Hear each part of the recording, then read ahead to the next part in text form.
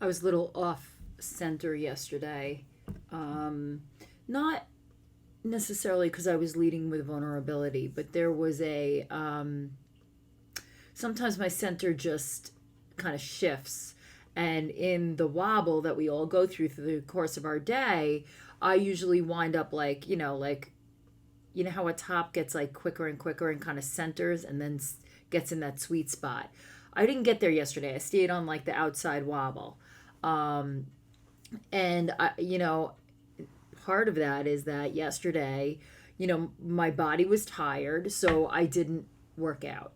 And my body needed the recuperation time. I'm really trying to listen carefully as I'm trying to shift into training rather than beat myself into the ground mode, as I'm trying to shift kind of all of my bodily practices just to be way more mindful and more strategic, more dialed in, less simply brute effort, which is something I really have to pay attention to, because left to my if I am not making a mindful decision, um, I better max out my heart rate. I better be a complete puddle on the floor, to the point where I was having trouble functioning later in the day because I had pushed myself too hard, and not even to an end. I do think that once a week, it's important for you to push your body to its max, to test it, to push it, and to broaden your own horizon. So I really do believe that the body is where transformation happens. You can analyze, you can open your heart, and you can meditate, and you can be really moved emotionally. But unless you connect that to your body, you are not going to be able to make those changes last. And you're also not really, they're not embodied within you. I would argue that they're remaining somewhat theoretical, because your mind, heart, and soul can know them, but to feel them, you need to bring it through your body in an energetic way. And I think that the easiest way to tap into that central part of yourself is to physically push yourself. And I'm not even saying take a crazy class or do, a CrossFit. I'm saying like run in place with high knees. I'm saying do push-ups until you feel your heart pound. It doesn't need to be like a crazy over the top type of thing like I do. But what I'm saying is you need to move your body into a state that it is not normally in. And in that elevated state, if you can bring in just a hint of the thought of the new premise, idea, concept, feeling, that is how it will remain with you. And if you could do that as a habit weekly, it's going to really start to shift things for you.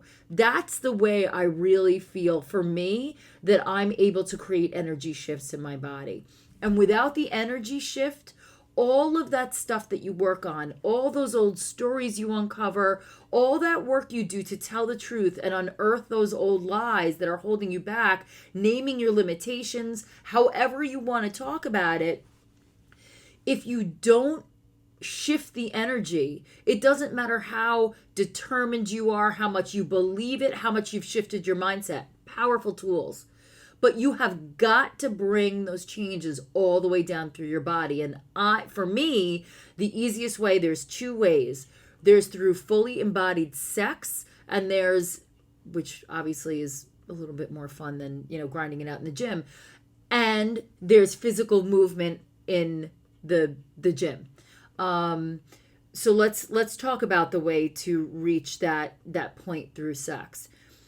It is a concentrated practice, and in fact, I would say you have to really focus, and you've got to be able to have a practice with your partner where you both stay super present and not lose yourself within the pleasure of your body. If you can't stay on that edge between feeling those physical sensations and staying in the moment, locked in with your partner, because it almost becomes the moment of unity becomes the catalyst for the change, and your body will remember that.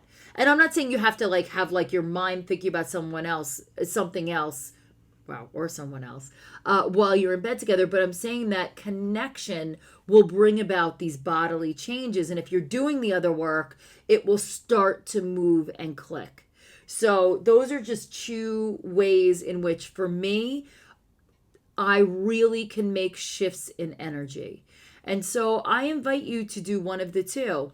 If you are uncoupled, I invite you to just take like an hour and run in place or jumping jacks. I mean, it could be super simple. It could be 3 push-ups that gets your heart rate up. But take your body to an altered state than it normally is, however you choose to do that. Or speak with your partner, or if you already have a practice, go to bed together with that mindset of really paying attention to the energy that flows back and forth between you, and it will bring a shift inevitably.